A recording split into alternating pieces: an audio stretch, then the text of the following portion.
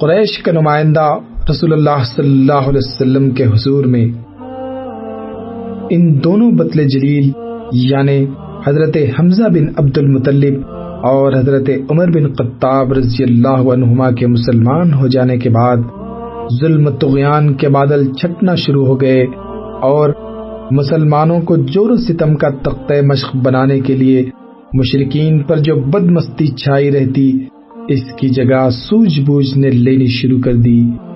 چنانچہ مشرکین نے یہ کوشش کی کہ اس دعوت سے نبی صلی اللہ علیہ وسلم کا جو منشا اور مقصود ہو سکتا ہے اسے فراوان مقدار میں فراہم کرنے کی پیشکش کر کے آپ کو آپ کی دعوت و تبلیغ سے باز رکھنے کے لیے سودے بازی کی جائے، لیکن ان غریبوں کو یہ پتہ نہ تھا کہ وہ پوری کائنات جس پر سورج طلوع ہوتا ہے آپ کی دعوت کے مقابل پر کی حیثیت بھی نہیں رکھتی، اس لیے انہیں اپنے اس منصوبے میں ناکام و نامراد ہونا پڑا۔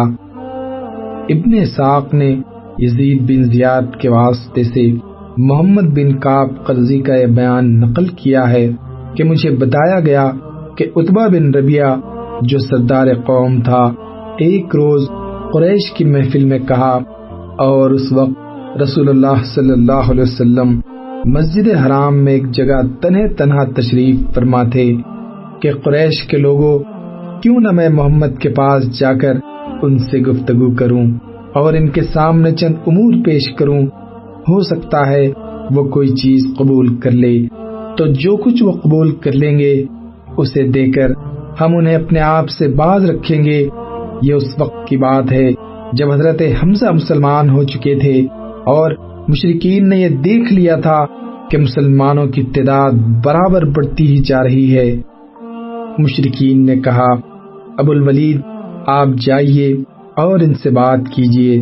اس کے بعد عتبہ اٹھا اور رسول اللہ صلی اللہ علیہ وسلم کے پاس جا کر بیٹھ گیا، پھر بولا، بھتیجے ہماری قوم میں تمہارا جو مرتبہ و مقام ہے اور جو بلند پایہ نصب ہے وہ تمہیں معلوم ہی ہے، اور اب تم اپنی قوم میں ایک بڑا معاملہ لے کر آئے ہو جس کی وجہ سے تم نے ان کی جماعت میں تفرقہ ڈال دیا، ان کی عقلوں کو حماقت سے دوچار قرار دیا، ان کے معبودوں اور ان کے دین پر عیب چینی کی، اور ان کے جو آبا و اجداد گزر چکے ہیں انہیں کافر ٹھہرایا۔ لہذا میری بات سنو، میں تم پر چند باتیں پیش کر رہا ہوں، ان پر غور کرو، ہو سکتا ہے کوئی بات قبول کر لو۔ رسول اللہ صلی اللہ علیہ وسلم نے فرمایا، ابو الولید کہو، میں سنوں گا۔ ابو الولید نے کہا، بھتیجے یہ جو معاملہ جسے تم لے کر آئے ہو، اگر اس سے تم یہ چاہتے ہو کہ مال حاصل کرو تو ہم تمہارے لیے اتنا مال جمع کیے دیتے ہیں کہ تم ہم میں سب سے مالدار ہو جاؤ، اور اگر تم یہ چاہتے ہو کہ اعزاز و مرتبہ حاصل کرو تو ہم تمہیں اپنا سردار بنائے لیتے ہیں، یہاں تک کہ تمہارے بغیر کسی معاملے کا فیصلہ نہ کریں گے، اور اگر تم چاہتے ہو کہ بادشاہ بن جاؤ تو ہم تمہیں اپنا بادشاہ بنائے لیتے ہیں، اور اگر یہ جو تمہارے پاس آتا ہے کوئی جن بھوت ہے جسے تم دیکھتے ہو لیکن اپنے آپ سے دفع نہیں کر سکتے تو ہم تمہارے لیے اس کا علاج تلاش کیے دیتے ہیں، اور اس سلسلے میں ہم اپنا مال خرچ کرنے کو تیار ہیں کہ تم شفایاب ہو جاؤ، کیونکہ کبھی کبھی ایسا ہوتا ہے کہ جن بھوت انسان پر غالب آ جاتا ہے اور اس کا علاج کروانا پڑتا ہے۔ عتبہ یہ باتیں کہتا رہا اور رسول اللہ صلی اللہ علیہ وسلم سنتے رہے۔ جب فارغ ہو چکا تو آپ نے فرمایا، ابو الولید کیا تم نے اپنی بات کہہ دی؟ اس نے کہا، ہاں۔ آپ نے فرمایا، اچھا اب میری سنو۔ اس نے کہا، ٹھیک ہے سنوں گا۔ آپ نے فرمایا، حامیم تنزیل من الرحمن الرحیم کتاب فصلت آیتہ قرآنا عربیا لقوم یعلمون بشیرا ونذیرا فأعرض اکثرهم فهم لا يسمعون وقالوا قلوبنا في أكنة مما تدعون إليه۔ حامیم یہ رحمان و رحیم کی طرف سے نازل کی ہوئی ایسی کتاب ہے جس کی آیتیں کھول کھول کر بیان کر دی گئی ہیں، عربی قرآن ان لوگوں کے لیے جو علم رکھتے ہیں، بشارت دینے والا، ڈرانے والا، لیکن اکثر لوگوں نے اعراض کیا اور وہ سنتے نہیں۔ کہتے ہیں کہ جس چیز کی طرف تم ہمیں بلاتے ہو اس کے لیے ہمارے دلوں پر پردہ پڑا ہوا ہے۔ رسول اللہ صلی اللہ علیہ وسلم آگے بڑھتے جا رہے تھے اور عتبہ اپنے دونوں ہاتھ پیچھے زمین پر ٹیکے چپ چاپ سنتا جا رہا تھا۔ جب آپ سجدے کی آیت پر پہنچے تو آپ نے سجدہ کیا، پھر فرمایا، ابو الولید، تمہیں جو سننا تھا سن چکے، اب تم جانو اور تمہارا کام جانے۔ عتبہ اٹھا اور سیدھا اپنے ساتھیوں کے پاس آیا۔ اسے آتا دیکھ کر مشرکین نے آپس میں ایک دوسرے سے کہا، اللہ کی قسم، ابو الولید تمہارے پاس وہ چہرہ لے کر نہیں آ رہا ہے جو چہرہ لے کر گیا تھا۔ پھر جب ابو الولید آ کر بیٹھ گیا تو لوگوں نے پوچھا، ابو الولید پیچھے کی کیا خبر ہے؟ اس نے کہا، پیچھے کی خبر یہ ہے کہ میں نے ایسا کلام سنا ہے کہ اس جیسا کلام واللہ میں نے کبھی نہیں سنا۔ اللہ کی قسم، وہ نہ شعر ہے، نہ جادو، نہ کہانت۔ قریش کے لوگوں، میری بات مانو اور اس معاملے کو مجھ پر چھوڑ دو۔ میری رائے یہ ہے کہ اس شخص کو اس کے حال پر چھوڑ کر الگ تھلگ بیٹھے رہو۔ اللہ کی قسم، میں نے اس کا جو قول سنا ہے اس سے کوئی زبردست واقعہ رونما ہو کر رہے گا۔ پھر اگر اس شخص کو عرب نے مار ڈالا تو تمہارا کام دوسروں کے ذریعے انجام پا کر رہے گا، اور اگر یہ شخص عرب پر غالب آ گیا تو اس کی بادشاہت تمہاری بادشاہت اور اس کی عزت تمہاری عزت ہوگی، اور اس کا وجود سب سے بڑھ کر تمہارے لیے سعادت کا باعث ہوگا۔ لوگوں نے کہا، ابو الولید، اللہ کی قسم تم پر بھی اس کی زبان کا جادو چل گیا۔ عتبہ نے کہا، اس شخص کے بارے میں میری رائے یہی ہے، اب تمہیں جو ٹھیک معلوم ہو کرو۔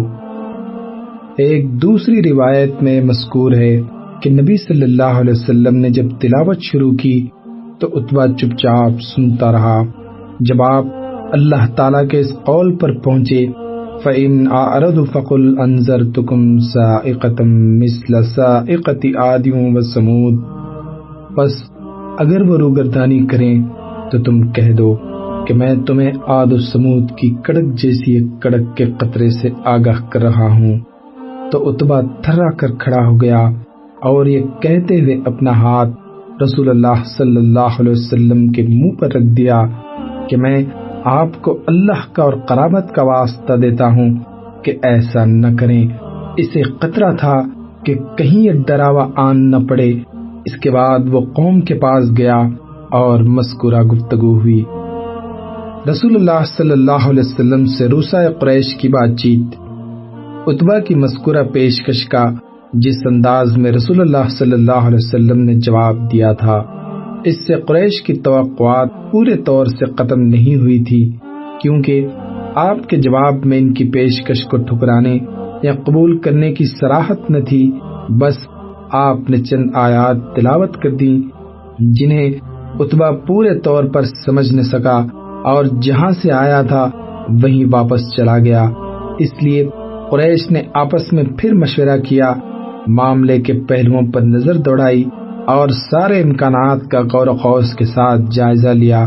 اس کے بعد ایک دن سورج ڈوبنے کے بعد کعبے کی پشت پر جمع ہوئے اور رسول اللہ صلی اللہ علیہ وسلم کو بلا بھیجا۔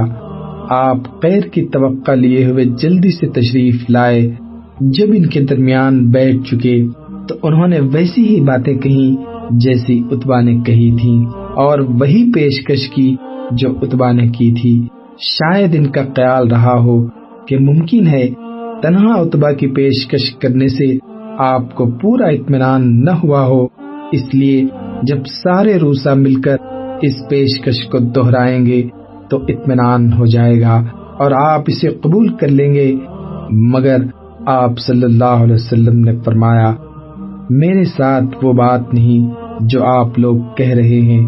میں آپ لوگوں کے پاس جو کچھ لے کر آیا ہوں وہ اس لیے نہیں لے کر آیا کہ مجھے آپ کا مال مطلوب ہے یا آپ کے اندر شرف مطلوب ہے یا آپ پر حکمرانی مطلوب ہے، نہیں، بلکہ مجھے اللہ نے آپ کے پاس پیغمبر بنا کر بھیجا ہے، مجھ پر اپنی کتاب اتاری ہے اور مجھے حکم دیا ہے کہ میں آپ کو خوشخبری دوں اور ڈراؤں، لہذا میں نے آپ لوگوں تک اپنے رب کے پیغامات پہنچا دیے اور آپ لوگوں کو نصیحت کر دی۔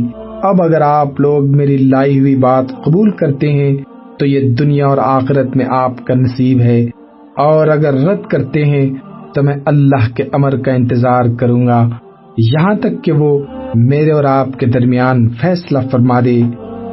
اس جواب کے بعد انہوں نے ایک دوسرا پہلو بدلا، کہنے لگے آپ اپنے رب سے سوال کریں کہ وہ ہمارے پاس سے ان پہاڑوں کو ہٹا کر کھلا ہوا میدان بنا دے اور اس میں ندیاں جاری کر دے، اور ہمارے مردوں بالخصوص قصی بن کلاب کو زندہ کر لائے۔ اگر وہ آپ کی تصدیق کر دیں تو ہم بھی ایمان لے آئیں گے۔ آپ نے ان کی اس بات کا بھی وہی جواب دیا۔ اس کے بعد انہوں نے ایک تیسرا پہلو بدلا، کہنے لگے آپ اپنے رب سے سوال کریں کہ وہ ایک فرشتہ بھیج دیں جو آپ کی تصدیق کرے اور جس سے ہم آپ کے بارے میں مراجعہ بھی کر سکیں، اور یہ بھی سوال کریں کہ آپ کے لیے باغات ہوں، خزانے ہوں اور سونے چاندی کے محل ہوں۔ آپ نے اس بات کا بھی وہی جواب دیا۔ اس کے بعد انہوں نے چوتھا پہلو بدلا، کہنے لگے کہ اچھا تو آپ ہم پر عذاب ہی لا دیجئے اور آسمان کا کوئی ٹکڑا ہی گرا دیجئے جیسا کہ آپ کہتے ہیں اور دھمکیاں دیتے رہتے ہیں۔ آپ نے فرمایا اس کا اختیار اللہ کو ہے، وہ چاہے تو ایسا کر سکتا ہے۔ انہوں نے کہا کہ کیا آپ کے رب کو معلوم نہ تھا کہ ہم آپ کے ساتھ بیٹھیں گے، آپ سے سوال جواب کریں گے اور آپ سے مطالبے کریں گے کہ وہ سکھا دیتا کہ آپ ہمیں کیا جواب دیں گے، اور اگر ہم نے آپ کی بات نہ مانی تو وہ ہمارے ساتھ کیا کرے گا۔ پھر اخیر میں انہوں نے سخت دھمکی دی اور کہنے لگے سن لو، جو کچھ کر چکے ہو اس کے بعد ہم تمہیں یوں ہی نہیں چھوڑیں گے، بلکہ یا تو تمہیں مٹا دیں گے یا خود مٹ جائیں گے۔ یہ سن کر رسول اللہ صلی اللہ علیہ وسلم اٹھ گئے اور اپنے گھر واپس آ گئے۔ آپ کو غم و افسوس تھا کہ جو توقع آپ نے باندھ رکھی وہ پوری نہ ہوئی۔ ابو جہل رسول اللہ کے قتل کا اقدام کرتا ہے۔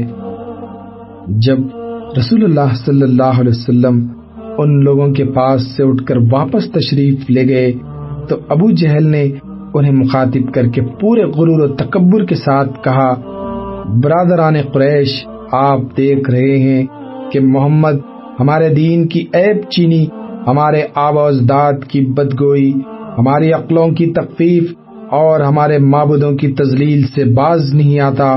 اس لیے میں اللہ سے عہد کر رہا ہوں کہ ایک بہت بھاری اور بمشکل اٹھنے والا پتھر لے کر بیٹھوں گا، اور جب وہ سجدہ کرے گا تو اس پتھر سے اس کا سر کچل دوں گا۔